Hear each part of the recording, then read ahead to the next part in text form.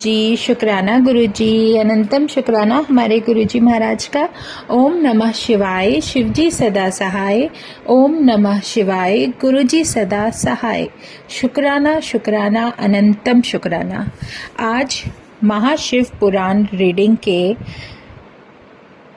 8th second खंड के 8th chapter start कर रहे हैं, जिसका टॉपिक है प्रणव व्याख्या। इसमें ब्रह्मा जी बोले, हे मुनि श्रेष्ठ, जब हम दोनों का गर्व नष्ट हो गया तब सबके प्रभु श्री शिव जी ने गंभीर वाणी सुनाई कि हे देवताओं, ओम ओम। तब उस महानाद को सुनकर मैंने सोचा, यह क्या है।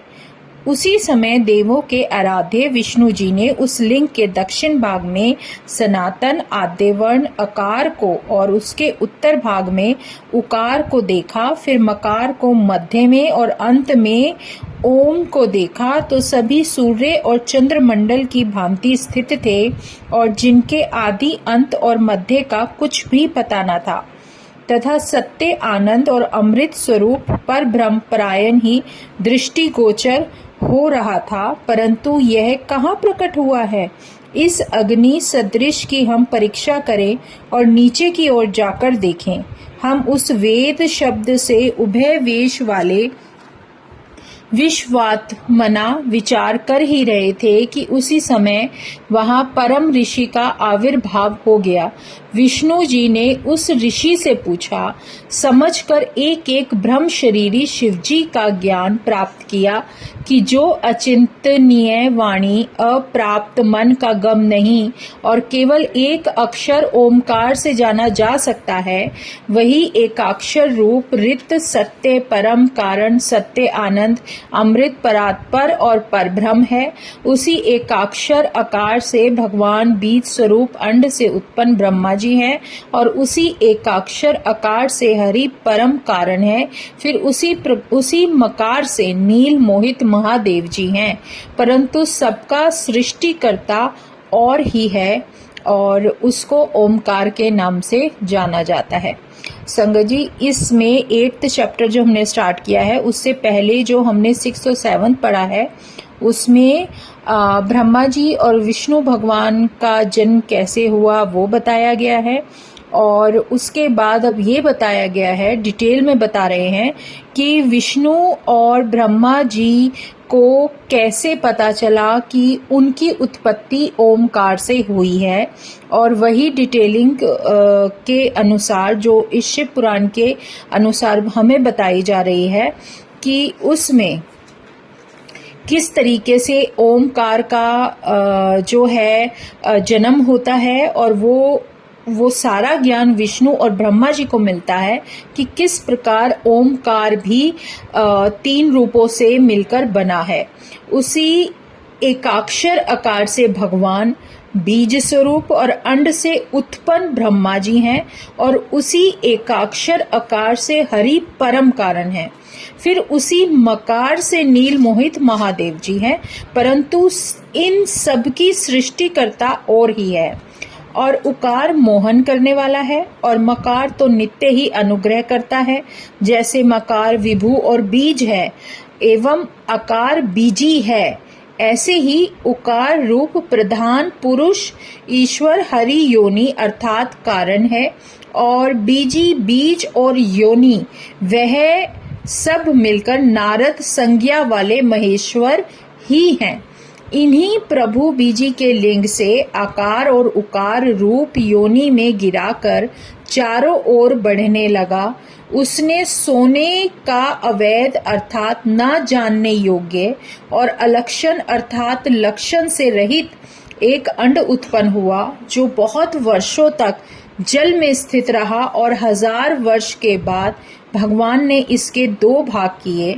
जल में स्थित इस अंड को परमेश्वर ने व्याघात करके 2 भाग किए।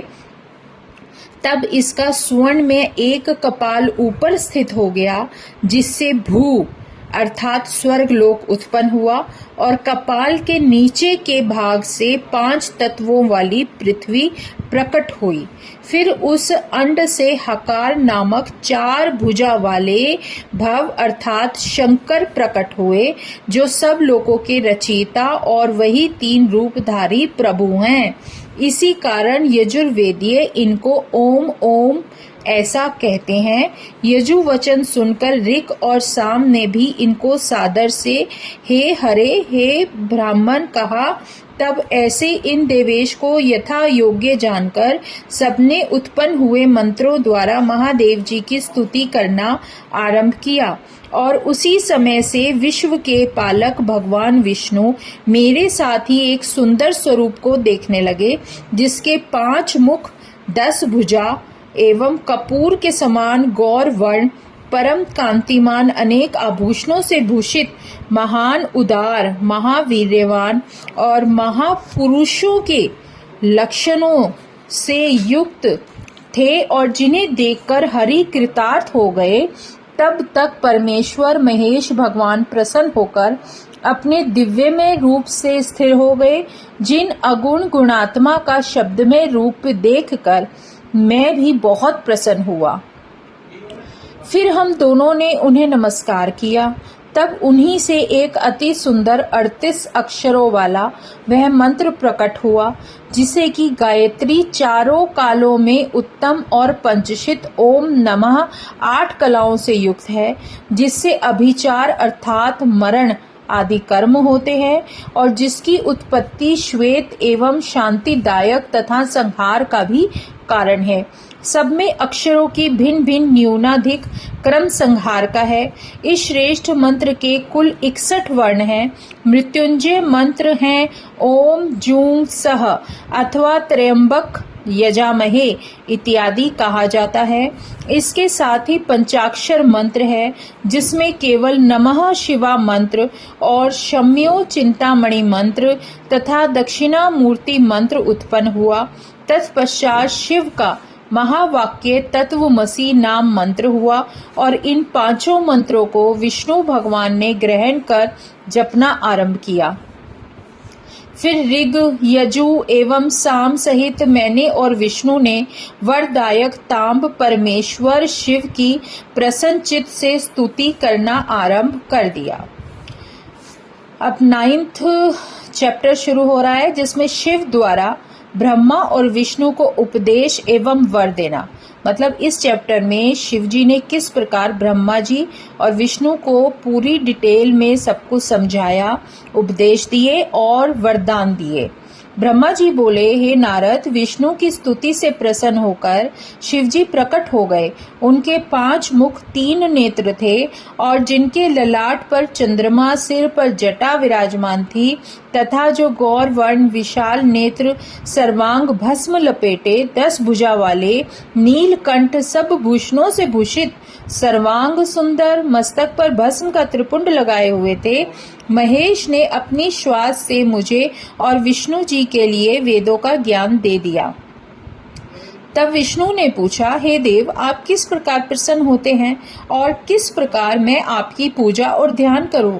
शिवजी बोले कि हे श्रेष्ठ देवो, तुम दोनों की भक्ति से मेरा लिंग सदा पूज्य है। जैसे मैं इस समय लिंग रूप में पूजित हुआ और तुम लोगों का दुख दूर हुआ, इसी प्रकार दुखी प्राणी मुझे लिंग रूप में से पूजकर अपना दुख दूर कर सकते हैं। मैं अनेक प्रकार के फलों और मनोरथों को देने वाला हूँ। तुम दोनों ही मेरे दाएं और बाएं अंग से उत्पन्न हुए हो। ब्रह्मा दाएं से और तुम बाएं अंग से उत्पन्न हुए हो। मैं तुम दोनों पर प्रसन्न हूँ। अब इस लाइनों से समझना, इसमें बताया गया है कि किस प्रकार भगवान शिव उन दोनों को, मतलब भगवान विष्णु और भगवान ब्रह्मा जी को ये बता रहे हैं कि कैसे वो शिव के 2 अंगों से जन्म लिए हैं। जैसे ब्रह्मा जी दाएं से और विष्णु भगवान बाएं अंग से उत्पन्न हुए हैं और भगवान शिव उन दोनों पर प्रसन्न होकर उन्हें वरदान देने के लिए आतुर हो जाते हैं। अब वह बता रहे हैं कि अब तुम मेरी पार्थिव मूर्ति बनाकर मेरी सेवा करो और मेरी यही आज्ञा है कि तुम और ब्रह्मा चराचर का पालन करो। तुमने जो मेरी बड़ी भारी स्तुति की थी और युद्ध के समय ब्रह्मा जी ने मेरी स्तुति की थी, उसे मैं सत्य करूंगा। तुम्हारे अंगों से जो मेरा रूप प्रकट होगा वह रुद्र कहलाएगा, और मेरा अंश होने से सामर्थ्य में वह न्यून होगा। मेरा वही शिव रूप जैसा है वैसा ही रुद्र रूप होगा। शिव और रुद्र में कभी भी भेद नहीं समझना चाहिए, क्योंकि आप ब्रह्मा और रुद्र सब एक ही हैं। इनमें से जो भेद मानेगा वह घोर नरक का भोग भोगेगा। हे ब्राह्मण, सुनो, तुम दोनों प्रकृति से अपनी इच्छा से ही ब्रह्मा की भौहों द्वारा उत्पन्न हुए हो, परंतु मैं सनातन शिव रूप मूलभूत सत्य, ज्ञान और अनंत ही हूँ। इन तत्वों से जानकर सर्वदा मन से मेरा ध्यान करना योग्य है।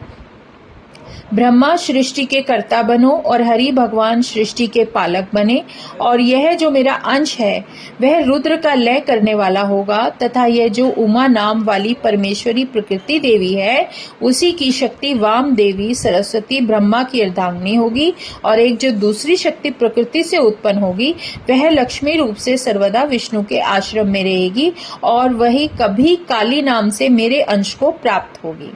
मतलब इसमें जो सबसे बड़ी शक्ति है वो है ओमकार। ओमकार मतलब महाशिव।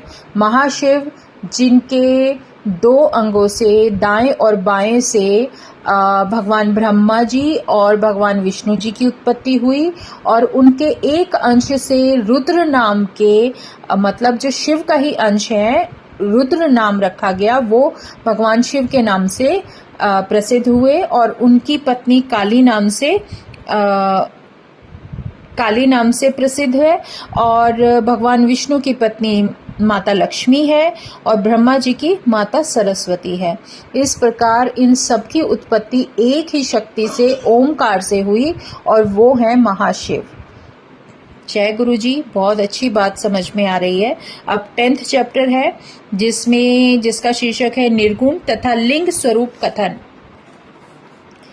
परमेश्वर बोले, हे हरि विष्णु, और भी मेरी आज्ञा सुनो। हे सुव्रत, तुम सदा सब लोकों में मान्य और पूज्य होंगे। ब्रह्मा जी के निर्माण किए हुए लोक में जब दुख होगा तब तुम सब लोकों के दुख नाशन करने में तत्पर होंगे। मैं तुम्हारे सब दुख सह कार्यों में सहायक होऊंगा। मैं तुम्हारे दुसाध्य परम उत्कृष्ट शत्रुओं का भी संहार करूंगा। हे विष्णु, तुम भी अनेक प्रकार के अवतार धारण कर संसार के जीवों का उद्धार करने के लिए अपनी कीर्ति का विस्तार करो। लोगों के दुष्नाश करने में जितने भी दुख हैं उन सबका नाश करने में तत्पर हो जाओ, और मैं गुण रूप सदा इस शरीर से तुम्हारा और लोगों का अशक्य कार्य करूंगा, इसमें संदेह नहीं है। तुम दोनों को रुद्र का ध्यान करना चाहिए, और हे ब्रह्मा जी, तुम्हारे ध्येय हरि हैं। तुम दोनों में और तुम में रुद्र में कुछ अंतर नहीं है, इसलिए वास्तव में तुम तीनों का एक ही तत्व है। और हे विष्णु, यह लीला मात्र का भेद है, वास्तव में यह सत्य नहीं है। जो रुद्र का भक्त मनुष्य तुम्हारी निंदा करेगा उसका संपूर्ण पुण्य तत्काल भस्म हो जाएगा। तो हे पुरुषोत्तम, तुमसे द्वेष करने से पुरुष नरक में गिरेगा। हे विष्णु जी, इसमें संदेह नहीं, यह सब मेरी आज्ञा से होगा।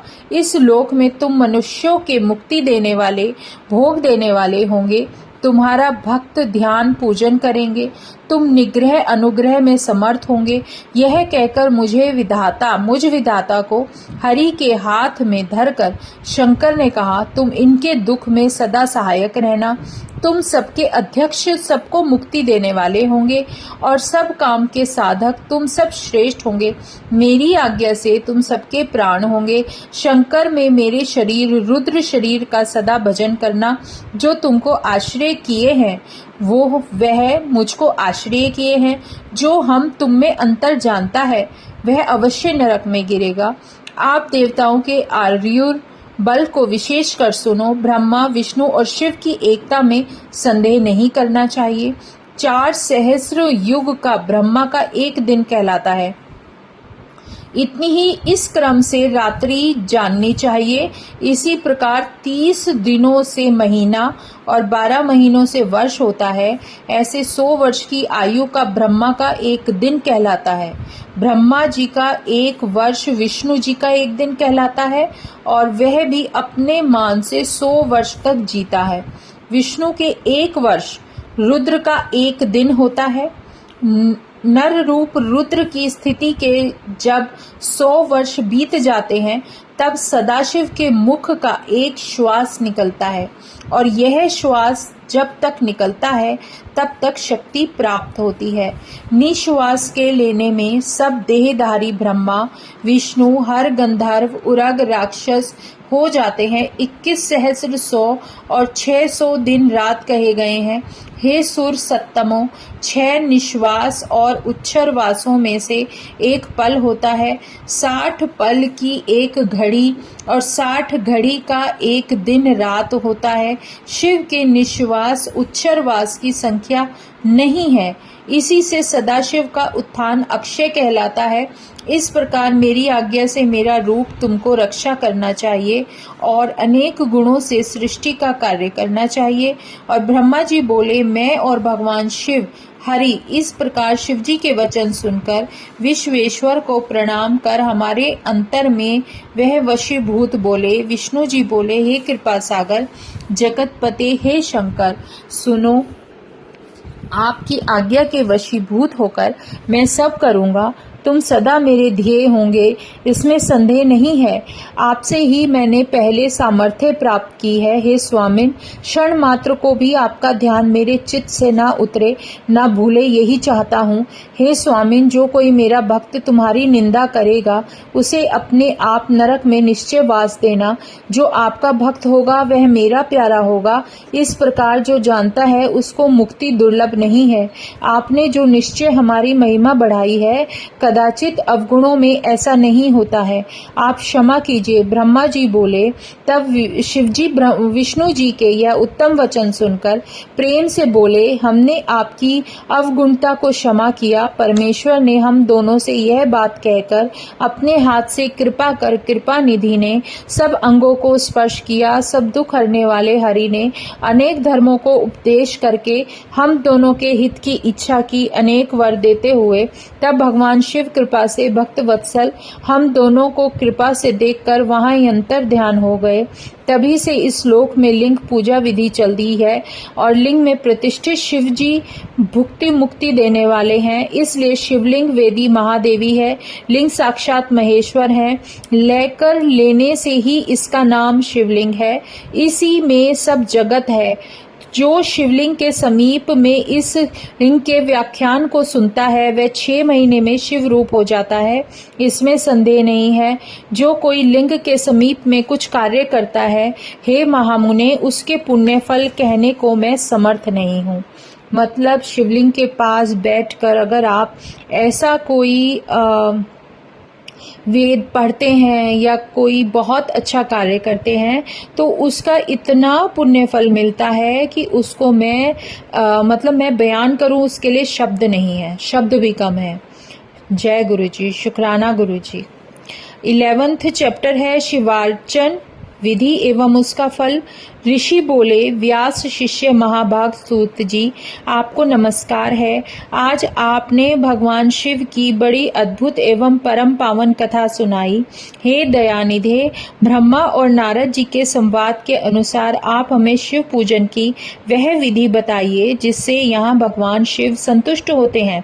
ब्राह्मण, क्षत्रिय, वैश्य और शूद्र सभी विश्व शिव की पूजा करते हैं। वह पूजन कैसे करना चाहिए? आपने व्यास जी के मुख से इस विषय को जिस प्रकार सुना हो वह बताइए।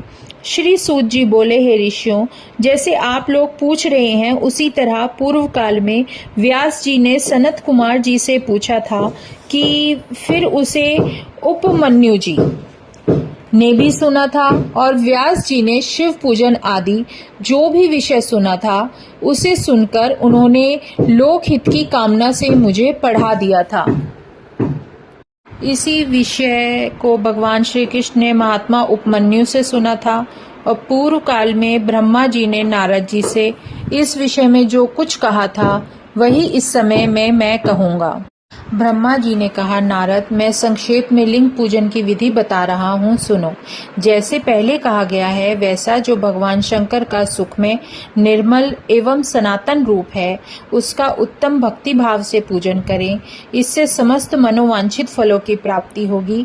भगवान शिव की पूजा होते ही सारे दुख विलीन हो जाते हैं, समस्त सुखों की प्राप्ति हो जाती है।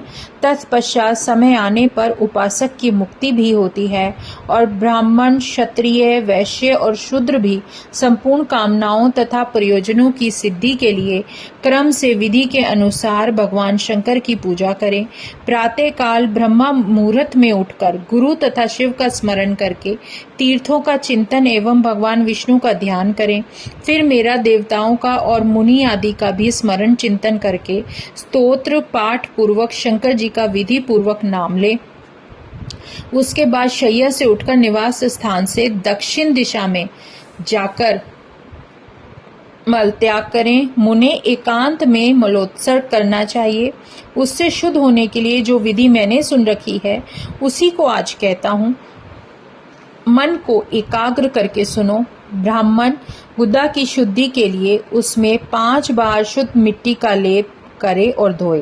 क्षत्रिय 4 बार, वैश्य 3 बार और शूद्र 2 बार विधि पूर्वक शुद्धि के लिए उसमें मिट्टी से धोए। लिंग में भी 1 बार प्रयत्न पूर्वक मिट्टी लगानी चाहिए। तत्पश्चात बाएं हाथ से 10 बार और दोनों हाथों से 7 बार मिट्टी लगाकर धोएं। तत्पश्चात प्रत्येक पैर में 3-3 बार मिट्टी लगाएं, फिर दोनों हाथों में भी मिट्टी लगाकर धोएं। स्त्रियों को शूद्र की भांति अच्छी तरह मिट्टी लगाकर धोने चाहिए। हाथ पैर धोकर पूर्ववत शुद्ध मिट्टी लें, उससे लगाकर दांत साफ करें। फिर अपने वर्ण के अनुसार मनुष्य दातुन करे।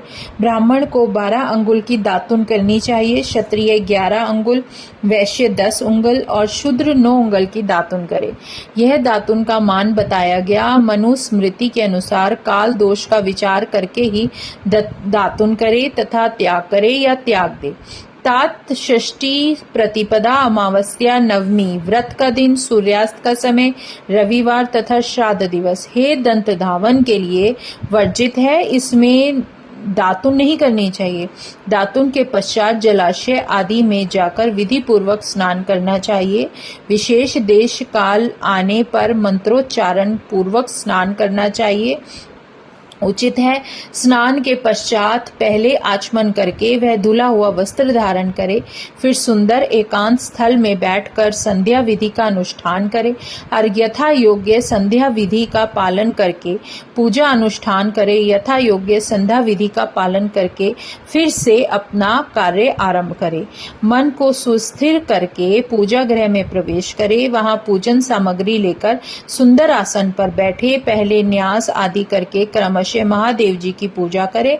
शिव जी पूजा से पहले गणेश जी की, द्वारपालों की और दिक्पालों की भी भली भांति पूजा करके पीछे देवताओं के लिए पीठ स्थान की कल्पना करे और अष्टदल कमल बनाकर पूजा द्रव्य के समीप बैठे और उस कमल पर ही भगवान शिव को समासीन करे। तत्पश्चात 3 आचमन करके पुनः दोनों हाथ धोकर 3 प्राणायाम करके मध्यम प्राणायाम अर्थात कुंभक करते समय त्रिनेत्रधारी भगवान शिव का इस प्रकार ध्यान करे।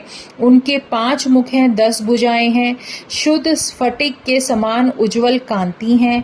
सब प्रकार के आभूषण उनके श्री अंगों को विभूषित करते हैं तथा वे ये व्याघ चर्म की चादर ओढ़े होते हैं। इस तरह ध्यान करके यह भावना करे कि मुझे भी इनके ही समान रूप प्राप्त हो जाए। ऐसी भावना करके मनुष्य सदा के लिए अपने पाप को भस्म कर डाले। इस प्रकार भावना द्वारा शिव का ही शरीर धारण करके उन परमेश्वर की पूजा करे। शरीर शुद्धि करके मूल मंत्र का क्रमशः न्यास करे अथवा सर्वत्र प्रणव से ही प्रंग न्यास करे। ओम अद्वैत्यादि ही रूप से संकल्प वाक्य का प्रयोग करके फिर पूजा आरंभ करे और पाद्य, अर्ध्य और आचमन के लिए पात्रों को तैयार करके रखे। बुद्धिमान पुरुष विधि पूर्वक भिन्न भिन्न प्रकार से 9 कलश स्थापित करे। उन कुशाओं से ढककर और कुशाओं से ही जल लेकर उसमें सबका प्रोक्षण करे। तत्पश्चात उन सभी पात्रों में शीतल जल डाले। फिर देखभाल कर प्रणव मंत्र के द्वारा उसमें निम्नांकित द्रव्यों को डाले। खस और चंदन को पाद्य पात्र में रखे। चमेली के फूल, शीतल, चीनी, कपूर, बड़ की जड़ तथा तमाल, इन सबको यथोचित रूप से कूट पीसकर चूर्ण बना ले और आचमनीय के पात्र में डाले। इलायची और चंदन को तो सभी पात्रों में डालना चाहिए। देवाधिदेव महादेव जी के पार्श्व भाग में नंदीश्वर का पूजन करे। गंध, धूप तथा भांति भांति के दीपों द्वारा शिव की पूजा करे। फिर लिंग शुद्धि करके मनुष्य प्रसन्नता पूर्वक मंत्र समूहों के आदि में प्रणव तथा अंत में नमः पद जोड़कर उनके द्वारा इष्ट देव के लिए यथोचित आसन की कल्पना करे। फिर प्रणव से पद्मासन की कल्पना करे। यह भावना करे कि इस कमल का पूर्व दल साक्षात अणिमा नामक ऐश्वर्य रूप तथा अविनाशी है, दक्षिण दल लघिमा है, पश्चिम दल महिमा है, उत्तर दल प्राप्ति है, अग्नि कोण का दल प्रकाम्य है, नैत्तरीय कोण को दल ईशित्व है, वायव्य कोण का दल वशित्व है, ईशान कोण का दल सर्वज्ञत्व है और उस कमल की कर्णिका को सोम कहा जाता है। सोम के नीचे सूर्य है, सूर्य के नीचे अग्नि है और अग्नि के नीचे धर्म आदि के स्थान है। क्रमशः ऐसी कल्पना करने के पश्चात चारों दिशाओं में अव्यक्त महतत्व, अहंकार तथा अनेक विकारों की कल्पना करें। सोम के अंत में सत्व, रज और तम, इन तीनों गुणों की कल्पना करें। इसके बाद सद्योजातम प्रपद्यामि इत्यादि मंत्र से परमेश्वर शिव का आवाहन करके ओम वाम देवाय नमः इत्यादि वाम देव भंग से उन्हें आसन पर विराजमान करे। फिर ओम तत्पुरुषाय विद्महे इत्यादि रुद्र गायत्री द्वारा इष्ट देव को सानिध्य प्राप्त करके इन्हें अघोरेभ्य भयो अथ इत्यादि मंत्र से आराध्य देव का पूजन करे। पाद्य और आचमनीय अर्पित करके अर्घ्य दे। तत्पश्चात गंध और चंदन मिश्रित जल से विधि पूर्वक रुद्र देव को स्नान कराए। फिर पंचगव्य निर्माण की विधि से पांचों द्रव्यों को एक पात्र में लेकर प्रणव से ही अभिमंत्रित करके उन मिश्रित गव्य पदार्थों द्वारा भगवान को नहलाए। तत्पश्चात पृथक दूध, दही, मधु, गन्ने के रस तथा घी से नहलाकर समस्त अभिष्टों के दाता और हितकारी पूजनीय महादेव जी का प्रणव के उच्चारण पूर्वक पवित्र द्रव्यों द्वारा अभिषेक करे। पवित्र जल पात्रों में मंत्रोच्चारण पूर्वक जल डाले। डालने से पहले साधक श्वेत वस्त्र से उस जल को यथोचित रीति से छान ले। उस जल को तब तक दूर न करे जब तक इष्ट देव को चंदन न चढ़ा ले। तब सुंदर अक्षतों द्वारा प्रसन्नता पूर्वक शंकर जी की पूजा करे। उनके ऊपर कुश, अपामार्ग, कपूर, चमेली, चंपा, गुलाब, श्वेत, कन्नेर, बेल, कमल और उत्पल आदि भांति भांति के अपूर्व पुष्प एवं चंदन आदि चढ़ाकर पूजा करे। परमेश्वर शिव के ऊपर जल की धारा गिरती रहे उसकी भी व्यवस्था करे। जल से भरे भांति भांति के पात्रों द्वारा महेश्वर को नहलाए। मंत्रोच्चारण पूर्वक पूजा करनी चाहिए, वह समस्त फलों को देने वाली होती है। तात अब मैं तुम्हें समस्त मनोवांछित कामनाओं की सिद्धि के लिए उन पूजा संबंधी मंत्रों को भी संक्षेप में बता रहा हूँ, सावधानी से सुनो। पावन मंत्र से वांग में इत्यादि मंत्र से रुद्र मंत्र तथा नील रुद्र मंत्र से सुंदर एवं शुभ पुरुष सूक्त से शीर्ष सूक्त से सुंदर अथर्व शीर्ष के मंत्र से आ नो भद्राहा इत्यादि शांति मंत्र से शांति संबंधी दूसरे मंत्रों से भारुण मंत्र और अरुण मंत्रों से अर्थाभीष्ट साम तथा देवव्रत साम से अभित्वाहा इत्यादि रथ अंतर साम से पुरुष सूक्त से मृत्युंजय मंत्र से तथा पंचाक्षर मंत्र से पूजा करें। 1 सहस्र अथवा 101 जल धाराएं गिराने की व्यवस्था करें। यह सब वेद मार्ग से अथवा नाम मंत्रों से करना चाहिए।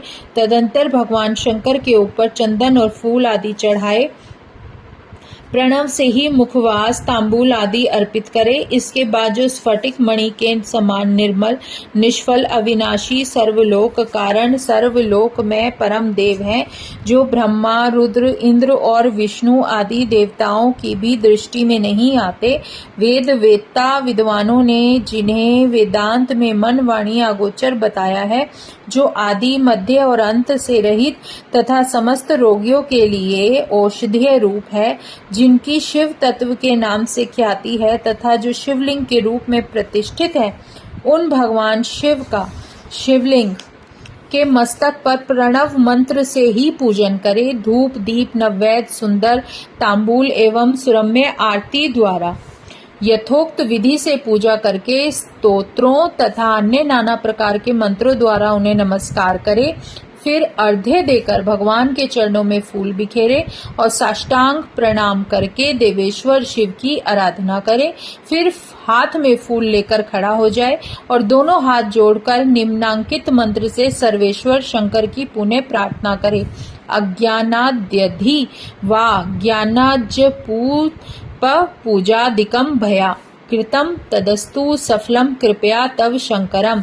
कल्याणकारी शिव, मैंने अनजाने में अथवा जानबूझकर जो जप, पूजा आदि सत्कर्म किए हों, वे आपकी कृपा से सफल हों।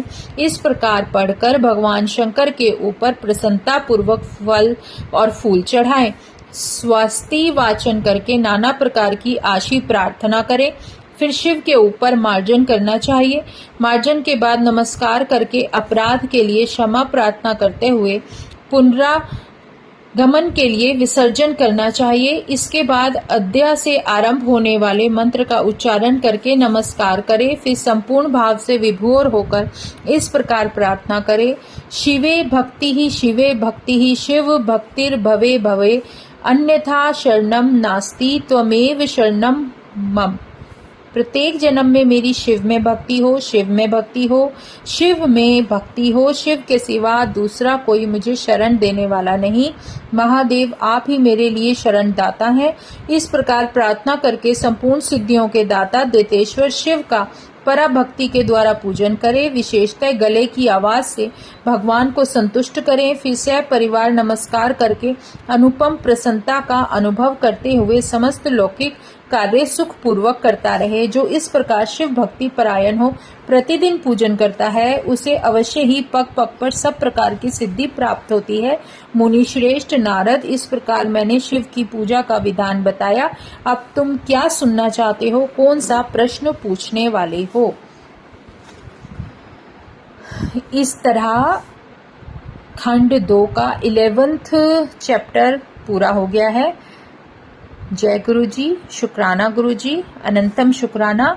ओम नमः शिवाय। शिव जी सदा सहाय। ओम नमः शिवाय। गुरु जी सदा सहाय। शुक्राना, अनंतम शुक्राना।